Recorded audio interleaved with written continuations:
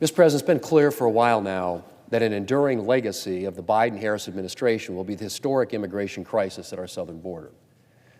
And I don't use the word historic lightly, but it's appropriate, because President Biden and Vice President Harris have presided over 4 years of record-breaking illegal immigration at our southern border.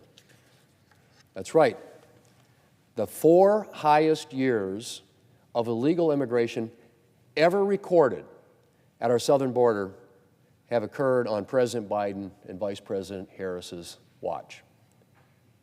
Now, I say occurred on their watch, but of course this record-breaking illegal immigration didn't just occur on their watch. The Biden-Harris administration created this crisis.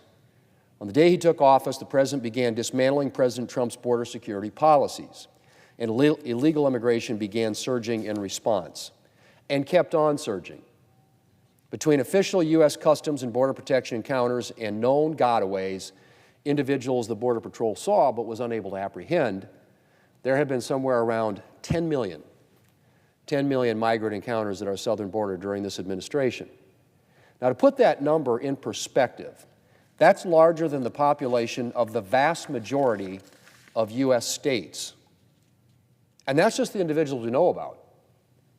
There are undoubtedly individuals who've made their way into our country over the past 4 years who have been neither seen nor apprehended.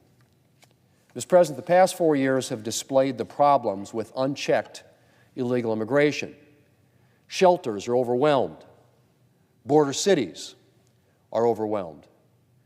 Blue cities far from the border are overwhelmed.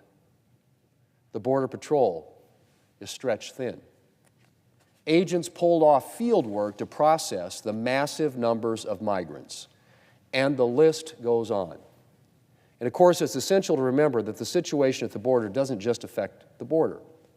As I said, cities far from the border have struggled to deal with an influx of migrants. Criminals who have made their way illegally into the country have committed crimes far from the southern border. And the effects of cross-border illegal activity are felt all around the country. My state of South Dakota is about as far from our southern border as you can get, but law enforcement officials consistently tell me, in larger and smaller communities, that the deadly drugs they're dealing with have entered the country across our southern border. And then there are the national security issues.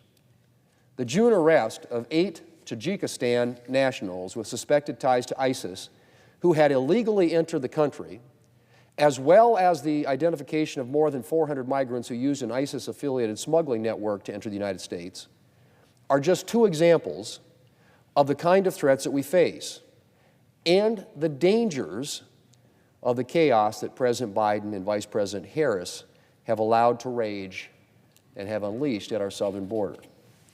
Since October 2020, 387 individuals on the terrorist watch list have been apprehended attempting to cross our southern border between ports of entry.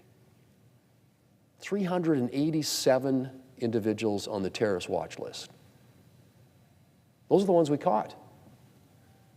How many have come in who've been unobserved? How many terrorists or other dangerous individuals have made their way across without being apprehended? Mr. President, immigration officials are currently preparing for a possible final surge before President Trump takes office. A clear sign, if one were needed, that migrants regard President Biden as the open border president. But final surge or no final surge, the days of this border crisis are numbered. Securing our border and removing those who have entered our country illegally are at the top of President Trump's priority list. And the Republican Congress is committed to doing everything it can to help him. For the sake of our security and for the sake of our rule of law. We sometimes forget that aspect, Mr. President, the rule of law.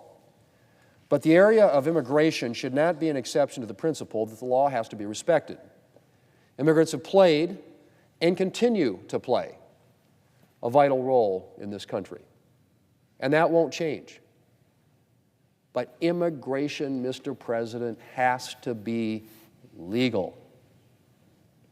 We need to end the notion that illegal pathways are a viable way to take up residence in this country. And we will end that notion under President Trump. The Biden-Harris administration heralded the start of a border crisis. The Trump-Vance administration will herald the end of it. 2 more months. 2 more months, Mr. President. I yield the floor.